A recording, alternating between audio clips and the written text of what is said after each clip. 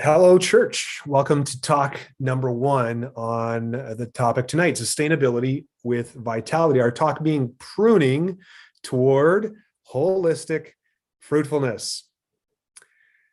We're dealing with a question that we often ask of what does it take to be a sustainable church? The first talk will be about do we have enough volunteers? Talk two is the ability to pay the pastor. Talk three, is there energy to maintain the building? So our first topic is really around the question of having enough volunteers. When we ask that question, what we inevitably start also asking is, even if we found volunteers, will they have energy to engage? Secondly, are they able to focus on the right things as volunteers? And if neither of those things are there, of course, our volunteer numbers begin to shrink. In the end, can we really expect vitality among our volunteers? Well, I'm assuming that you believe that this is true. Scripture clearly speaks that our very identity, being created in the image of God, is connected to vitality, to fruitfulness, but it sits within a rhythm of rest and good work. Genesis 1:27-28 and chapter 2, verse 2 describes our createdness, that we are to be fruitful and increase in number, fill the earth. This is work and subdue it. And then by the end of creation, it says the seventh day God had finished his work that he had been doing. So on the seventh day, he rested from all his work. Our identity is fruitfulness, but it sits within a rhythm, a pendulum of rest and work. Our identity includes rest and work if we are to be fruitful. Now, if we go to the New Testament, kind of rushing along, Jesus also talks about our identity using the idea, the vision of an orchard, which is a great connection to this idea of fruitfulness. But in John chapter 15, verses 1-4, he talks about four things that will fit in this resting and working pendulum. He talks about abiding, pruning, growing, and bearing fruit.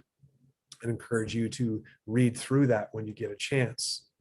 And so if we look at that pendulum again, if we see the smaller blue letters of rest and work, we add into this John 15 description the four realities of abiding, pruning, growth, and bearing fruit. My endorsement in the title of this talk is for volunteers. Probably one of the most important things we do is pruning. Here's a picture of, I think it's an apple tree in an apple orchard before pruning. On the left, it seems to show like a very alive tree, many, many branches, many leaves in the summer, but no fruit. For it to bear fruit, it needs to be severely pruned back to almost a shadow of its former size. But pruning is critical in our seasons of moving from work to rest and back again. Here's another picture of another orchard. Abiding, pruning, growing, and fruitfulness. Let me just parse that apart for you.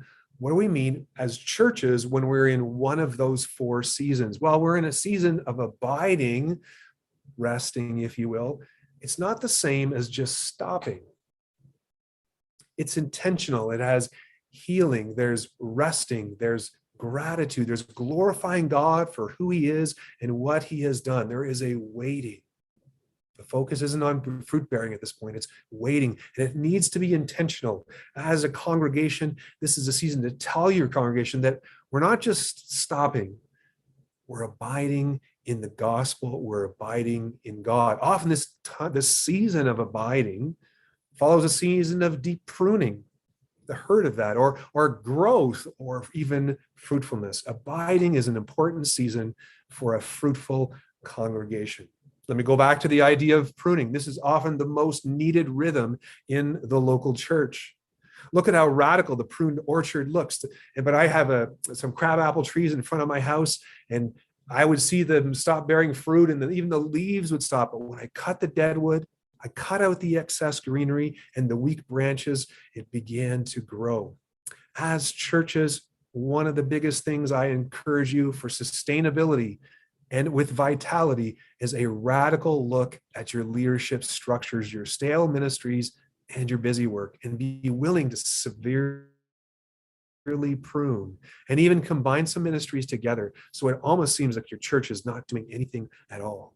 That often what happens is churches are around so long, they keep the same structures of what they had years ago when they were bigger, or we keep adding ministries and don't take any away. Pruning is critical to fruitfulness. But pruning is not just cutting, it is an energy freeing and space making work to have a more holistic, growing church. When all of our investments are in structure and only specific things, and that gets pruned away, now we can say, hey, let's be intentional about the energy we put into worship and prayer, in discipleship, in mission, and even in structure. A lot of times people say, I don't have time to get to know my neighbors. Why? Because there's pruning needed in the local church. Then fruitfulness is born. So here's discussion number 2. What season do you see your church in? Abiding, pruning, growing, fruitfulness.